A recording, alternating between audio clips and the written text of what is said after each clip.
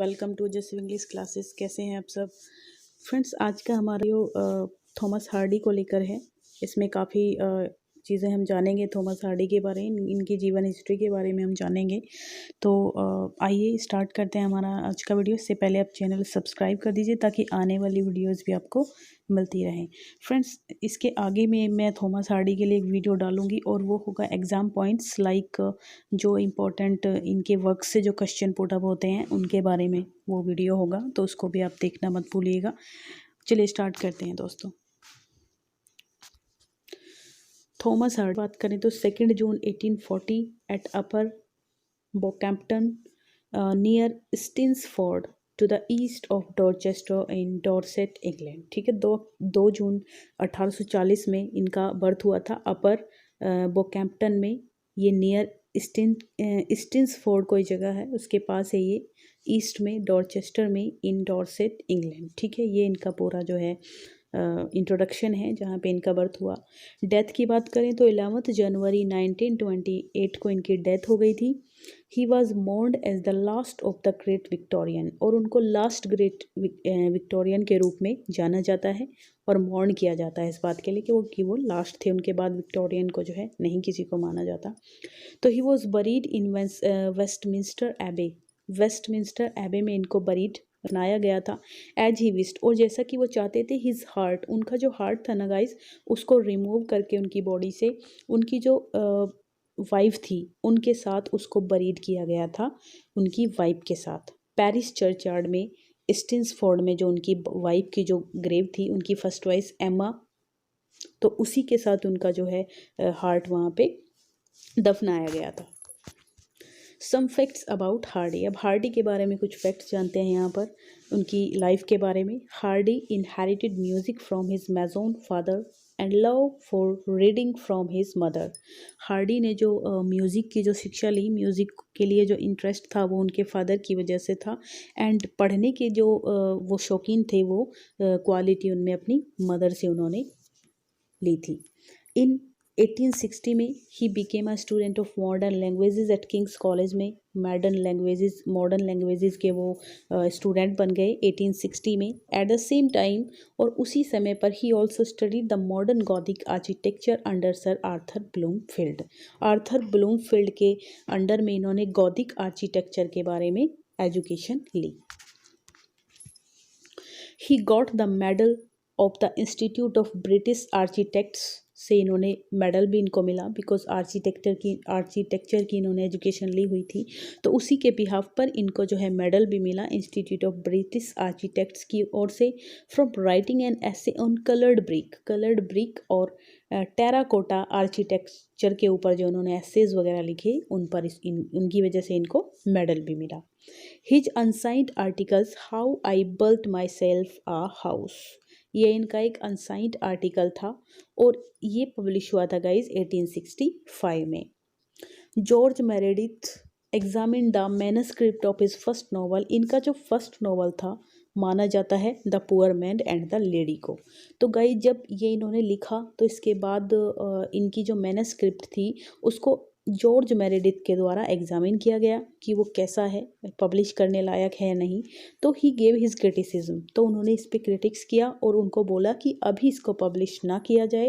ही advised, और उन्होंने उनको सलाह दी कि आप कुछ और प्लॉट लिखिए, 2-4 प्लॉट और आप लिखिए, उसके बाद हम देखते हैं कि क्या रहता है। ठीक है। In 1874 he fell in love with Emma. 1874 में गाइज एम्मा नाम की, एम्मा लेविनिया गिफोर्ड इनका पूरा नाम था, इनसे जो है इनको प्रेम हो गया था। Culminated in a unhappy marriage, इनकी शादी भी हो गई बट इनकी जो हैप्पी मैरिज थी वो अनहैप्पी रही। इन 1914 में आफ्टर दैट इनकी डेथ हो गई, जो इनकी पत्नी थी एम्मा लेविनिया, इनकी डेथ हो गई। और इसके बाद इन्होंने 14 ईयर छोटी अपने आप से जो फ्लोरेंस एमिली डगडेल इनकी जो प्री थी उससे शादी कर ली और अच्छे से ये लोग रहे। The order of merit was conferred upon him in 1910 में इनको मेडल और द ऑर्डर ऑफ मेरिट से नवाजा गया था। His father was Thomas Hardy and mother was Jemima. ठीक है, इनके जो फादर थे उनका नाम थॉमस हार्डी ही था एंड मदर का नाम जेमिना था। He was great Victorian novelist, उनको माना जाता है Victorian novelist, great and poet, दोनों ही उनको माना जाता है। इसके बाद guys he started his career as a poet and finished with poetry. ठीक है, उन्होंने पोएट्री से अपने कैरियर को स्टार्ट किया था। सबसे फर्स्ट उन्होंने जो पोएट्री लिखी थी, उसके बाद उन्होंने एसेज भी लिखे, नॉवेल्स भी उन्होंने काफ़ी सारे लिखे, ड्रामाज भी लिखे, लेकिन लास्ट में जब एंड हुआ तो वो भी पोएट्री पे ही हुआ था। तो कहते हैं कि स्टार्टिंग भी उन्होंने पोएट्री से की और एंड भी उन्होंने पोएट्री पे ही किया अपनी राइटिंग का। इसके बाद ही इज़ रीजनल नॉवलिस्ट, उनको रीजनल नॉवलिस्ट उनको माना जाता है गाइस। ही रॉट वेसेक्स नॉवेल्स। ठीक है, वेसेक्स रीजन माना जाता है, जो वेसेक्स रीजन में इन्होंने अपने नॉवेल्स लिखे हैं, इसलिए इनको वेसेक्स नॉवलिस्ट कहा जाता है। तो कहीं कहीं पूछ लिया जाता है कि किस रीजन से थे ये, तो वेसेक्स रीजन आप आंसर देंगे। He is pessimistic. देखिए दोस्तों, बहुत सारे जब आगे हम इनके वर्क्स पढ़ेंगे तो हम देखेंगे कि निराशावादी ज़्यादा थे, ये पेसिमिस्टिक थे। तो इनके सारे वर्क्स में जो है ये चीज़ झलकती है बिल्कुल सामने ही, तो आप समझ पाएंगे उस चीज़ को। First novel the poor man and the lady 1868 में इनका पब्लिश हुआ था, और लास्ट नॉवल था इनका जूड द ऑब्स्कर। जूड द ऑब्स्कर के बाद ऐसी घटना हो गई थी गाइस, उन्होंने जो है काफ़ी सारे लोग उसके बाद जो है डेथ हो गई थी बहुत लोगों की। इस चीज़ को पढ़ कर के बहुत निराशा में पहुंच गए थे लोग, और उन्होंने खुद को जो है मार लिया था इस टाइप से। तो उसके बाद क्या हुआ, इन्होंने लिखना छोड़ दिया था नॉवेल्स वगैरह 1895 में। अब बात करते हैं गाइज इनके कुछ वर्क्स, जो इंपॉर्टेंट वर्क्स हैं वो हम यहाँ पे देख लेते हैं। डेस्परेट रेमेडीज नाम का इनका वर्क्स था, 1871 में आया था। अंडर द ग्रीनवुड ट्री 1872 में।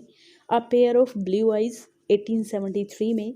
Far from the madding crowd ये 1874 में आया था। द हैंड ऑफ एथल बर्टा 1876 में आया था guys. The return of the native आया था 1878 में। ओके, तो द ट्रम्पेट मेजर 1880, बिल्कुल सीरियल से मैंने इनको लगाया हुआ है। आ लेडोसियन ये इनका 1881 में आया था। इसके बाद टू ऑन आ टावर 1882 में। द मेयर ऑफ कैस्टरबीज बहुत बढ़िया नॉवल है इनका, तो 1886 में आया था ये। द वुडलैंडर्स 1887 में। टेस्ट ऑफ द डी अर्बरविल्स ये भी इनका इम्पोर्टेंट वर्क है, ये भी इनका इम्पोर्टेंट वर्क है बहुत ज़्यादा। ये 1891 में आया था, टेस्ट ऑफ द डी अर्बरविल्स। और द वेल बिलव्ड आया था इनका 1892 में। और जूड द ऑब्स्कर भी बहुत इंपॉर्टेंट है, 1895 में आया था ये। और कौन कौन सा इंपॉर्टेंट है guys, under the greenwood tree 1872 में, जिनको हम बाद में पढ़ने वाले हैं वो मैं आपको यहाँ पे बता रही हूँ। और एक far from the madding crowd ये भी इम्पोर्टेंट था 1874 में। और रिटर्न ऑफ द नेटिव 1878 में। ठीक है, तो ये कुछ इंपॉर्टेंट वर्क्स हैं जो ज़्यादा खास हैं। तो शॉर्ट स्टोरीज भी 2-3 इन्होंने लिखी थी, वेसेक्स टेल्स के नाम से इन्होंने कुछ शॉर्ट स्टोरीज का ये संकलन था इनका। और लाइफ्स लिटिल आयरनीज 1894 में थी गाइस। इसके बाद पोएट्री की बात करें तो पोएट्री में भी इन्होंने हाथ साफ किया है। Wessex poems and other versus 1998 में ये इनका जो है आया था कलेक्शन। इसके बाद poems of past and present 1901 में। मोमेंट्स ऑफ विजन 1917 में आया था। Late lyrics and earlier with many other voices 1922 में। And human souls far fantasies 1925 में। तो इस प्रकार से गाइज ये हमारी थॉमस हार्डी के बारे में कुछ इनकी जीवन हिस्ट्री से रिलेटिव बातें थी। आगे भी हम एक वीडियो और मैं अपलोड करूँगी जल्दी ही, उसको भी आप ज़रूर देखिएगा, बिकॉज़ वो इनके जो वर्क्स हैं ना उसमें से जो बहुत ही बारीकी से जो पॉइंट्स आते हैं उनके बारे में हम उसमें डिस्कस करेंगे। तो ये thank you guys, thank you so much. Subscribe कीजिए चैनल को, लाइक कीजिए। Okay, thank you, bye bye.